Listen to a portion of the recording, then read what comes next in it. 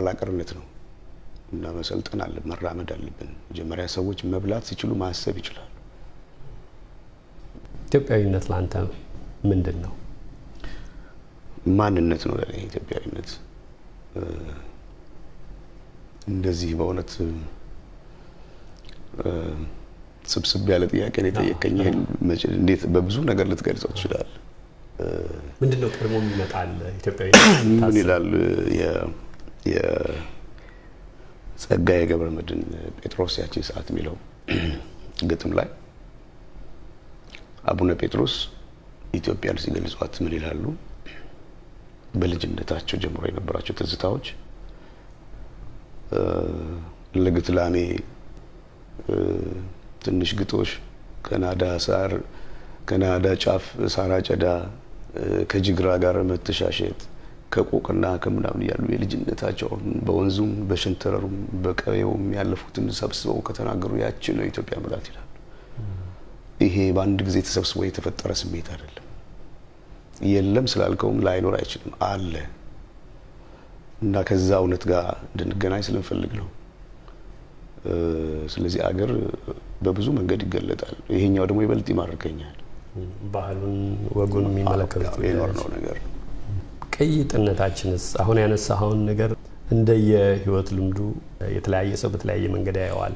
ማነሳቸው የፖለቲካ አንድምታ ያላቸው ሁኔታዎችን ቅኝቶችን መመልከታቸው አይቀርም። እንደ ማን ነው የሚባለው ሰው እኔ ለራሴ ማንነት የምገልጸው ከሌላው ኢትዮጵያዊ ማንነት ጋር ቢለያይ በጣም የብዙ ብሔረሰቦች የብዙ የተለያየ ባህልና ወግ ውስጥ ያደጉ ሰዎች እንደመኖራቸው ወጥ ለመሆን አለመቻሉ ይሄ ኢትዮጵያዊነትም እኔነትም በራስ መንገድ መገለጹ ምን እንዲወስዱልህ ትፈልጋለህ? አንተ የብዙዎች ነው ብለህ የምትገልጸውን ነገር። ማው እንግዲህ ቅይጥ ነገር እኮ በጣም ጠቃሚ ነው። ያልተቀየጠና ያልተቀላቀለ ነገር የለም በዓለም ላይ። እንደውም እንግዲህ አሁን እናንተ በምትኖሩበት ሀገር የብዙ ቋንቋዎች የብዙ ሰዎች የብዙ አገር ሰዎች ተሰብስበው ደግሞ ይሄንን ያህል ሀገር መፍጠርም ይቻላል። እኛ ደግሞ ላለን ሀገር በዛ ቦታ ላይ በተወለድንበት ቦታ ይሄን ስሜት መፍጠር እንዴት ያቅተናል? የነበረ ነው ደግሞ ተመልሰን እያበላሸ ነው ሄድን እንጂ እኮ ነበረ።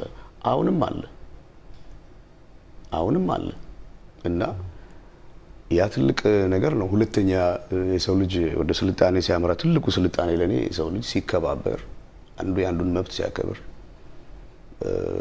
በዚህ መንገድ ይገለጻል። የመጀመሪያው ስልጣኔ እሱ ነው ለኔ እና የብዙ ስብጥር ውጤት ነው ሁላችንም። ወርደን መቼም ከዚህ ተወለድኩ አንባባልም። የምናውቀው ነገር ነው። በቀያችንም የኖርነው በዚህ መንገድ ነው እና የሚመርጡስ ጠቃሚ ነገር ነው። እሱን መንገድ ለሚመርጡስ የግድ አንድ መንገድ ላይሆን ይችላል። እንግዲህ እሱን መንገድ የሚመርጡ ሰዎች እንዳስተሳሰባቸው ነው። ላይዋጥላቸው የሚችሉ ሰዎች አሉ። መከባበር ማለት የእነሱን ሀሳብ ማክበር ነው እንደ ሀሳብ። ግን ዋስትና ያለው ሀገር ያስፈልገናል አሁን።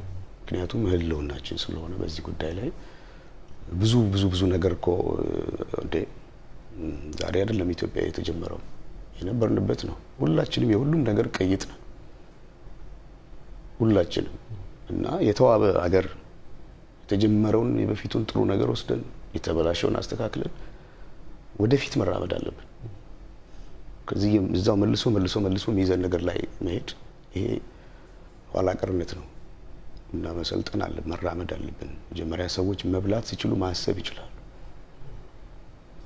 የሰው ልጅ ከመሰረታዊ ፍላጎቱ በታች ከኖረ የምግብ የመጠለያ እና የመሳሰሉት መሰረታዊ ነገሮች ካልተሟሉ በፍልስፍናም በአይምሮንም የተሰጠውን ጭንቅላት ተጠቅሞ ብዙ ነገር ለመራመድ አይችልም።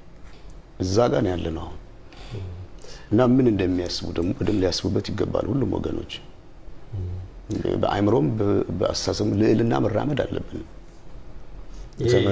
ተመልሰን እዛው መርገጥ የለም። ብዙ ነገር አጥርተን እኮ የሰራነው ነገር ነው እንደገና እየተናደ እንደገና እዛው መሄድ ይልክ አይደለም።